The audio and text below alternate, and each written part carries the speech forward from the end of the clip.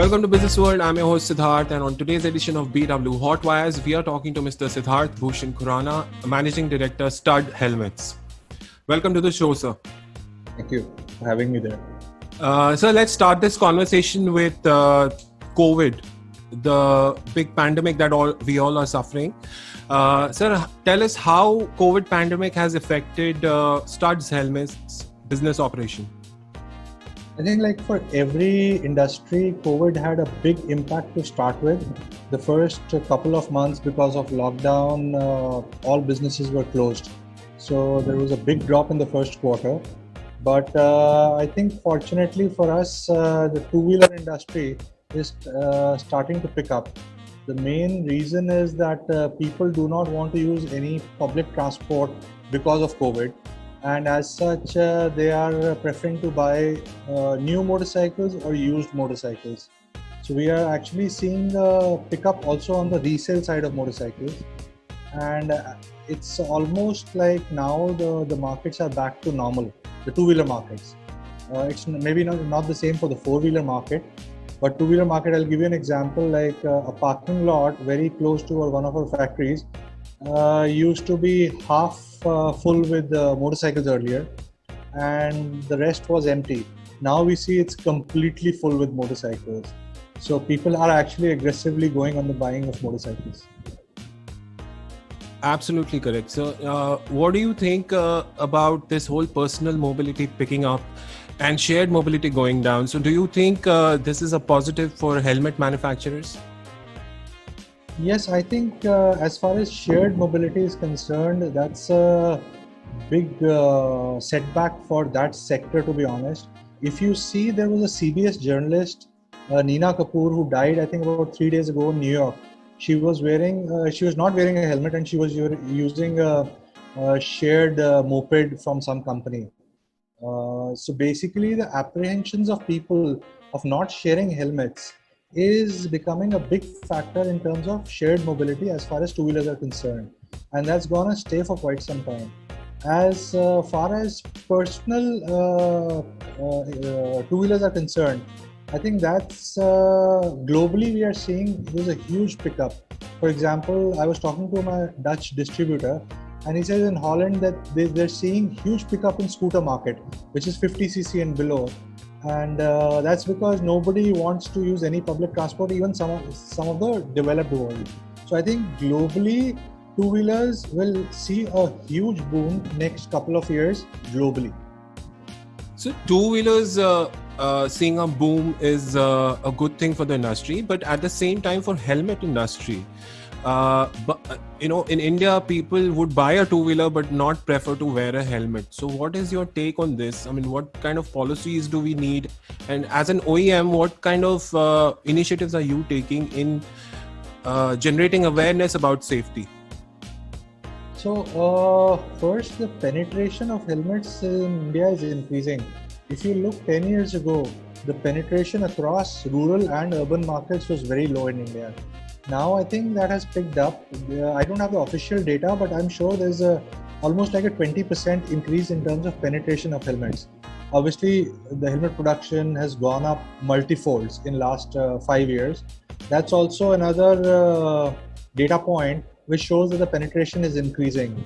Now, I think to further increase, so India spends, there is a WHO report of 2014 which says that the cost to the country is about 3% of the GDP for treating road accident patients. So it's not only the immediate treatment, but it's like if somebody goes into a vegetative state, his life cost for the entire life, all those things. So they calculated it and they put the figure at 3% of GDP. Now, if we take last year's GDP of India, we are talking about $60 billion are spent on treating road accident patients in India. For sure, the government focus is there, and it's there to the extent that it's never been there to this level. I hear Mr. Gadkari saying that they are putting a lot of focus and implementing new strategies, and I think on the ground it's kind of making an effect as well. But two things for sure, it gives a big impact as far as safety is concerned. So helmets in two-wheelers and cars and seat belts in cars. So obviously seatbelts they have been able to implement quite well in the country. Helmets is still far off, and I think it's more of enforcement. The laws are always there, right? So you have the Motor Vehicles Act, which says that every two-wheeler rider has to wear a helmet. But I think the enforcement on the ground needs to be better, and that can help us save a lot of lives. For example, last year there were total 1.45 lakh deaths in India due to road accidents, out of which I think about 30 or 35% was two-wheeler deaths, and out of that, almost 80% were not wearing helmets. So you could have saved at least 50,000 lives by implementing the helmet enforcement, I would say. So that's a great point, but I think seat belts are a very low involvement product because it's already present in the car. Yeah. Helmets on the other side is something which you will have to go out and actually purchase. And even in India, I feel people are not too keen on buying a safe helmet, buying a helmet with which would actually protect you, but they would actually go on price. So what are your thoughts on bringing the safety features or bringing a safe helmet at an affordable cost? So first, I would like to address the point of seat belts being, it was always present in the car. It's not that it's been incorporated now. It is only once the enforcement took place, people started wearing seat belts. I'm sure you and me never used to wear seat belts ourselves till the time it was enforced. Now you see everybody wearing. So I think it's more of a human psychology that helmets has another, if I am a bike rider, anything on your head is a weight that you have to manage, and it feels a little uncomfortable. You can make a 800, 700 gram helmet, but still it's some weight on your neck. So till the time the government enforces it, people are not going to wear it. And I don't think cost is a big apprehension in the mind of people, because we are talking about today the helmets are available at 700 rupees, 750 rupees. Now if you consider it as a cost of the two-wheeler is at 50,000. So we are talking about 1.5%, which is actually negligible. So I don't think cost is such a big factor. It's more of enforcement. If the enforcement is there, for sure people will start wearing it and buying it as well. Great. So now talking about enforcement, I'm again on the policy front as well. Yeah. Sir, in UP, I stay in Noida. So in UP, you cannot refuel your two-wheeler if you're not wearing a helmet. Right. So the petrol pump will just not give you the fuel. So do you think policies like this has to be encouraged more for awareness? Yeah, to be honest, I know on the ground, when people go to buy fuel, they would pick up a helmet from their home and still not wear it, right? So you would have a helmet at your home, but not wearing it. So I think to save life, helmet buying is not important, helmet wearing is important. And that's where the enforcement comes in. We can have a lot of strategies and policies around buying of a helmet. Like the government said in Kerala, you cannot buy a motorcycle without a helmet. A helmet has to be necessarily given to the rider, but still it doesn't mean that he's gonna wear it. So I think we have been going around this issue for quite a long time, but if we are seriously to save lives in the country, we need to make sure that people wear helmets. Even honestly, anything on your head, any kind of helmet is much safer than going bareheaded. So now Bureau of Indian Standards has recently come out with a new policy. What are your thoughts on those? I think it's a fantastic change what they've done. So earlier they had brought in the new BIS standard, wherein they had capped the weight of the helmet. Now, because of that cap, you could not actually sell helmets which meet the EC and the DOT standards. A lot of people in India do motorsport events, and also they do high-speed biking as well. So those people were at big risk if these helmets were not available. So we also made a representation to the government that you should not cap the weight of the helmet. Rather, it is the customer's choice, and every customer wants to buy the lightest possible helmet. So it's actually that people will prefer lighter helmets, and manufacturers to buy to produce lighter helmets. And then the government agreed, and they've come out with this amendment to the standard. And I think we're completely ready for this. And I heard recently that they are talking about a quality control order wherein ISI mark will become mandatory for manufacturing, selling, and wearing of helmets. So you cannot actually manufacture a helmet also without an ISI mark. So now you have all kind of helmets available in India, whether it's manufactured in India or coming from outside India. The best of quality is available. Let people decide on what is right for them. So I'm completely in agreement with what the government has done. Right. So now there is a current trend of anti-China, boycott China. At the same time, the government is pushing Make in India and self-reliance. So tell us what are the takeaways of these things? So I see a bigger global impact already happening actually. So we see a lot of customers moving from China to other countries for manufacturing. So we've already signed 3 contracts. I cannot disclose the name right now, but we've already signed 3 contracts with companies who are moving their, at the moment they're moving 80% or 50%. Some is moving, one of the manufacturers is moving 50%, the other one 80%. But phase wise, they want to move out of China and completely be independent of China. So that's where I think India is going to grab a big chunk of that. So I think the 3 countries which are going to compete for this global market share is Indonesia, Vietnam, and India. And the basic reason is all these 3 markets have a very strong domestic market. So you have bigger manufacturers. The other markets don't have bigger manufacturers, so they cannot actually fulfill their global market demands. So that's where the first impact of this, I would say, COVID anti-China sentiment is coming. From the domestic perspective, the first thing after the COVID and the Atmanirbhar scheme of the government we did was to stop all raw material imports from China. So we already stopped and developed everything in India. Although it was not a very large chunk, it was only about 4% of our total raw material was coming in from China, which we have completely stopped and developed, started everything in India. Also, I think in the recent past, we have seen that there is a lot of, I would say, respect for Indian manufactured goods globally. And there's a huge demand, and realizing which we have put a huge investment also for manufacturing.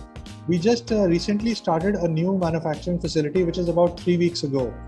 And we have invested close to about $27 million, so about 180 crores into the project. And we have doubled our capacity. So we used to manufacture about 7 million helmets earlier. Now we have a capacity of 14 million helmets, which is by far the largest in the world. The largest capacity, second largest capacity in the world right now is about 6.5 million. So we are 14 million, more than double the second largest. And we have also invested heavily into R&D recently. So earlier the R&D was always into mechanical R&D, helmet safety, helmet design. Now we have started a wing for electronic R&D within helmets. So smart helmets with cameras, with Bluetooth. We currently have helmets with Bluetooth, but I think shortly in a few months, we'll also be launching helmets with cameras where when you're riding on the motorcycle, it takes your voice commands. So you say record, it will start recording on the iCloud or on a micro SD card. So those kind of R&D investments also we are doing. And I think this will take us to the next level in terms of global acceptance and respect as well. So we are very confident that India and Indian manufactured goods will do extremely well globally. We are already seeing that currently. So you spoke about some helmets coming out with cameras and Bluetooth. Yeah. Now, India is also seeing a lot of traction in high capacity bikes, which are expensive. Yeah. So an expensive bike demands an expensive helmet. Obviously, you're doing high speed runs. Yeah. So when are we going to see a helmet from an Indian manufacturer like you, which can actually compete with, say, Arai helmets or Shoei helmets, one of the top of the line helmets? When do we see this? Actually, we launched a new brand in 2016 called SMK Helmets, which is available right now in most of the countries in Europe, Asia, and Latin America. For example, in Europe, we are there in Germany, France, Holland, Italy. So all the big brands of the world we are competing against. We are the only manufacturer out of India to compete against these guys. And I can proudly tell you that we are already, for example, Philippines. We already have a 13% market share in Philippines on helmets. In Europe, we are still about 5% of the market share, but 5% is still a very large number. I think currently we do more volumes than Arai in Europe, but Shoei is much larger. So I think we are just a 4-year-old brand in Europe and other markets, but growing very, very quickly in these markets. And I think we're already there. I don't need to say that we would be there. We're already there. It's only a matter of acceptability, and people in those countries had never seen goods coming out of India, accessories for motorcycles at least. Even to be honest, two-wheelers, I would not say Royal Enfield entered only 4-5 years ago. So we entered the same time. I think the same year we entered Europe market. So it's only a matter of time that when people have the confidence of made in India goods, because when the first time we launched the brand in EICMA 2016, which is the biggest motorcycle show globally. So I remember the first guy walks into our booth and he says, so where are these helmets manufactured? I said, India. He says, no, you don't manufacture, you buy it from China. I said, no, we manufacture it in India. He said, I thought India is all about snakes and elephants.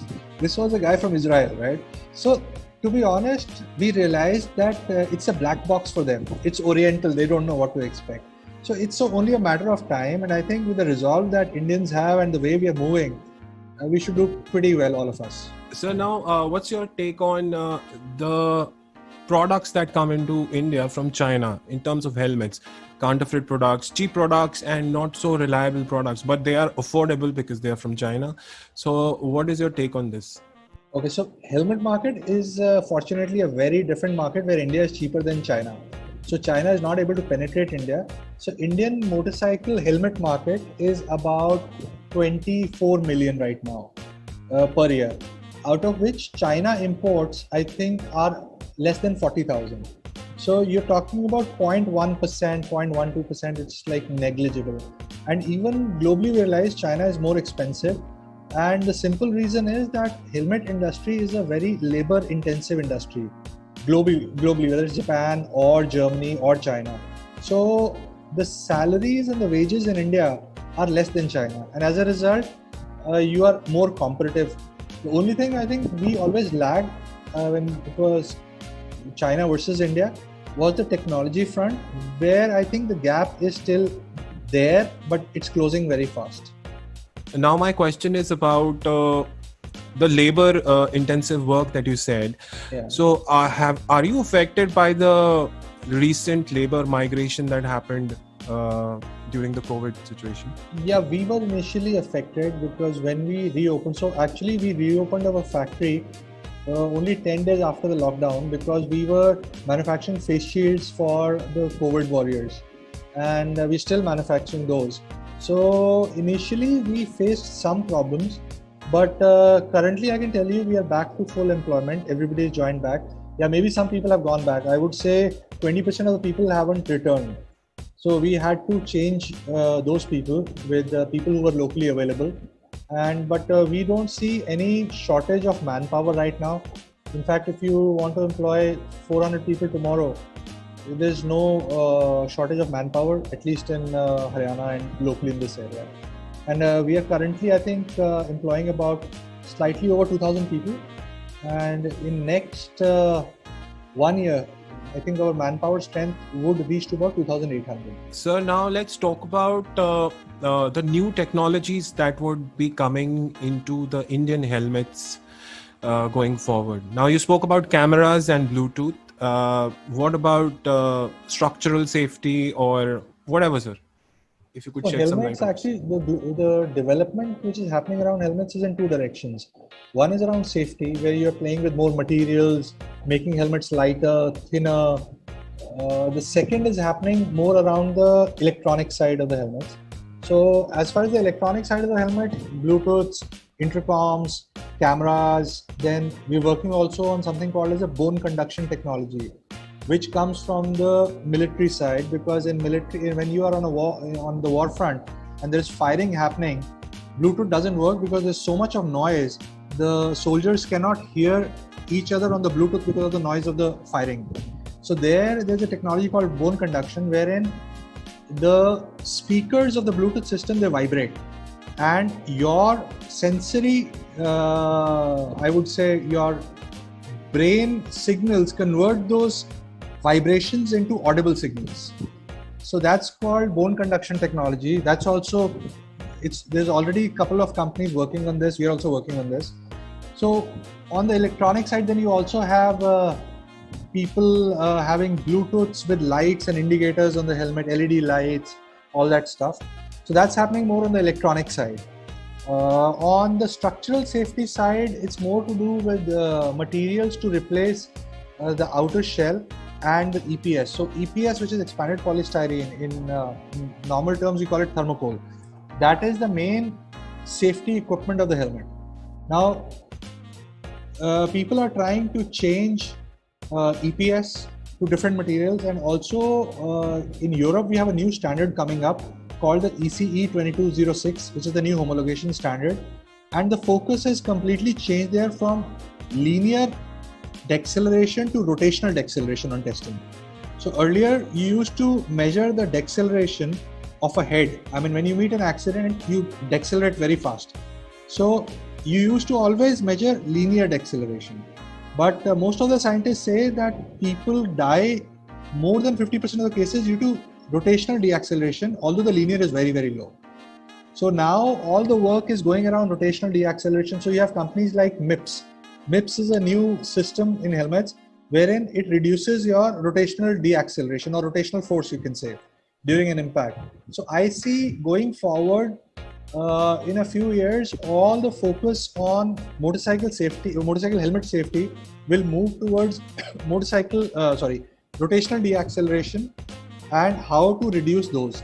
So at the moment, India doesn't have rotational deacceleration in the standard, but BIS might come out, not anytime future, but maybe 4 or 5 years, we might see that standard in India as well. Sir, you spoke about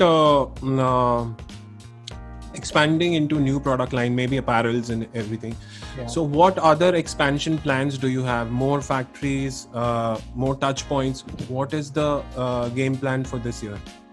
So I think we have developed a very large manufacturing capacity with the new plant. Our total global two-wheeler production is about 62 million. And we have a 14 million helmet capacity. So that's almost like, as compared to motorcycles, we are talking about a 22-23% capacity on helmets. Although helmets have a very small replacement cycle, so you have a bigger market for sure. But I think our main focus right now is in two areas. One is retail in India and distribution globally. So in India, I think we have already opened about 8 EBOs, which are more franchisees. So exclusive brand outlets, and going forward, we will open more exclusive brand outlets. And we feel that also we are going to put more focus into retail data and customer data at the retail touchpoint. And that's because the connect with the customer and his choices, it's a very dynamic industry actually, helmets. The fashions change in helmets like they change in clothing. So if you are not in touch with the customer and his requirements, you can be actually left behind pretty quickly. So as a policy, we have decided to be actually very aggressive in retail. And in terms of global distribution, we have now distributors in over 70 countries, both brands put together, Studs and SMK. And we prefer to work in this mode. We don't want to set up factories outside India, at least right now. So we will work through the importer route and work very closely with these importers to understand the markets, their behaviors. For example, the behaviors in Brazil are completely different than Germany. The color likings, the shape of the helmet. So you actually need to develop helmets for different markets. And unfortunately or fortunately in our industry, head shapes vary across markets. So when you go to Brazil or you go to Japan, the same helmet for the same head size. So there are two things, size and shape. You can have the same size, but the person in Brazil and person in Japan would have completely different head shapes, and the same helmet size will not fit them. Similarly in India, if you go to Bihar and you go to Kerala, the head shapes are completely different. So I think it's more complicated, and that's why we have more than 12,000 SKUs in our product range, which is very, very large. So if you are in touch with the markets and the consumer base, you can actually be much ahead of the game or the curve, I can say. Sir, helmets. I'm a biker also, so I know helmets. Mein, sir, how much of importance is given to the graphics on the outside of the helmet? For a customer, graphics would form almost like 65% of his choice, unfortunately. He has no clue of safety, and to be honest, safety is a perception, whether it's helmets or if I talk about a car, right? Today, between a Mercedes and a Tesla, both are very nice cars, people would always say Mercedes is safer. You have no test results, it's only the life of the brand and the longevity of the brand. So similarly with helmets, I think people just come into shops to buy helmets with a pre-decided mind that, okay, these couple of brands I want to look at, and then they will go into the shape and the graphics. But the eye is such, your brain motors work with the eye more fast than your brain works otherwise. So you look at the helmet, you like it, and you take it. You don't see how it fits. People are not so conscious about the fit. Okay, you would be, because you are a biker as such. You're a connoisseur of motorcycles and helmets.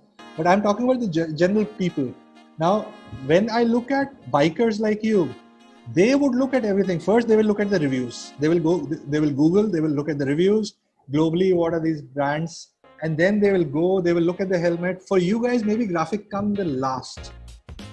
I don't know how it works, but that's how I see it. For you, safety is number one. Your style and personality is number two. And then the colors and the graphics are number three. For example, I know a lot of people, they don't want any brand on the helmet. And they want something exclusive which nobody else has. Correct, sir. But then there is this aspect of awareness as well. Like a helmet has to fit you tightly with your cheeks going up. And the helmet also should have a pin lock system, could have a pin lock system, which actually avoids fogging. So this kind of awareness, what is your take on, generating more awareness around buying a safe helmet for the customers? I think first, because the kind of helmets sometimes which are sold in India, our first focus is that to let people know that you buy a BIS certified helmet. That is actually the basic minimum. Pin lock and everything is only for the high-end bikers like you guys. And I think that's a different marketing strategy, wherein, for example, pin lock, you know pin lock very well. And we were the first ones to bring in pin lock in India, right? Now, you would definitely Google it and see what pin lock is and get more convinced that I should buy it. I think for people like you, our strategy is more to focus on the features of our helmets vis-a-vis the features in other helmets. For example, I'll give you the biggest difference between us and any other manufacturer in India or in Asia for that matter. We produce our own EPS. No other manufacturer in Asia produces their own EPS. And EPS is the heart of the helmet. So if you're not controlling the heart of the helmet, you're not really controlling the helmet. So that's what we promote, that if we are controlling the EPS, you can come into our plant, see the plant and see how much of a difference an EPS has. And then we work on materials. So with you, I don't need to convince you that you need to buy ISI or EC. You'll buy a EC and a DOT certified. With you, it's more of the fact that you want to be sure that I am buying an Indian brand, which is SMK, for example. And if you were to buy a Japanese brand, to be honest, you would just pick that up, take it, pay for it and go. You have that confidence. It's a truth, but it's a bitter truth for us. When you will buy an Indian brand, right, you will do enough research on it. And that's where we tell the people, our customers, please come, visit our factory. We will show you the difference. We can test the helmet before you buy in front of you. And if you like it, you buy it. We are that open, which most of the brands are not, because they don't control everything on the helmet. Even for the graphics, for example, we print our own graphics. Nobody else prints their own graphics. So we have got control over each and everything. As far as studs is concerned, I think it comes down to the basic safety requirements that you need to make sure that you buy a BIS helmet. You make sure that it is snug fit. which unfortunately is very difficult in Indian weather to convince people who are daily commuters. Right? If I'm a biker, I would go Sunday morning 5 o'clock biking. I can wear a helmet snug fit for 2 hours, that's okay. But if I'm a courier guy, right, I'm wearing the helmet the whole day. I can tell him you wear snug fit, but he will not buy it. So it's a practical problem also. So the least that they can do is they should tie the chin strap, the belt. That will ensure that they are safe, and that's what we tell all these guys. Great insight, sir. Sir, now we are all under this pandemic. The market is really slow. There is a declining consumer behavior, but we all might see two-wheelers take up more traction. So with this in mind, what is your strategy for 2020 with new products, with sales? What is it, sir? Even with marketing? So we have a lot of new products lined up. We actually have 4 new products lined up, which will be launched in next 1.5 months. They are in different price categories. One is entry level, one is actually middle level, and 2 are higher end level within studs. Also in SMK, we have a new flip up being launched, a new carbon fiber helmet being launched in India, a new Bluetooth system being launched in studs range. So a lot of new developments being in the pipeline, which will materialize in the next 45 days, I would say. As far as marketing is concerned, we would be actually doubling up our spend on marketing this year, because we think that this new ISI standard will open up a huge market for the organized helmet manufacturers and anybody who's willing to get the ISI. So it will be a big market. Currently, our estimates are almost like 30% of the market is non-ISI. Now that market will be completely up for grabs by the organized sector, and I think we would be upping our marketing spends, doubling or more than doubling, to be honest. And that would be across platforms, digital, BTL, ATL, across platforms. And as far as COVID is concerned, it's very unfortunate where we are. We're losing so many lives. And I think vaccine might be in sight, but it's still about 6 months away. That's the best case scenario. And then you have to vaccinate the whole world, or at least the whole country. You're looking at another about 5 to 6 months. So 1 year before you can be away from COVID.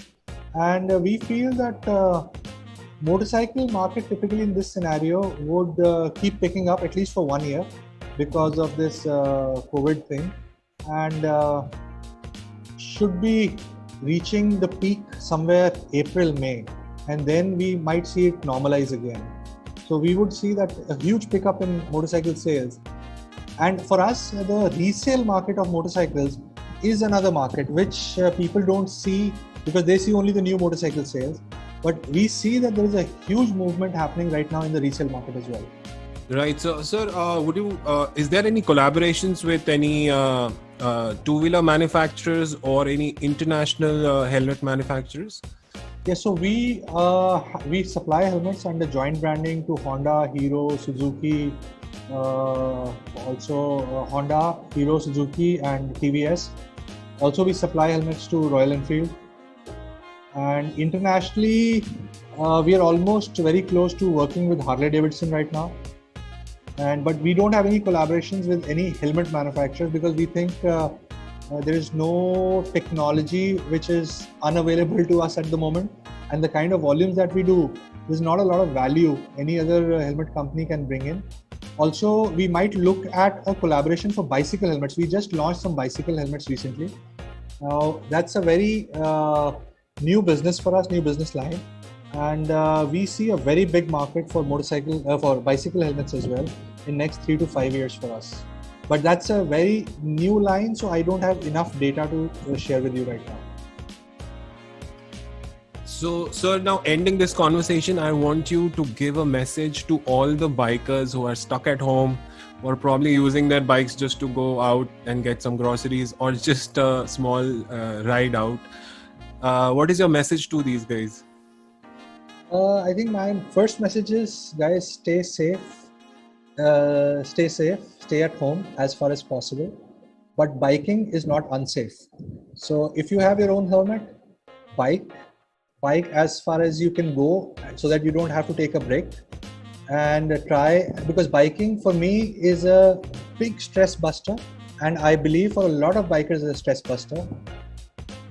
So go bike, enjoy your rides in this moment. You need these stress busters, and hopefully things should be pretty good pretty soon, and stay safe. Great, sir. Thank you for talking to us. Thank you very much.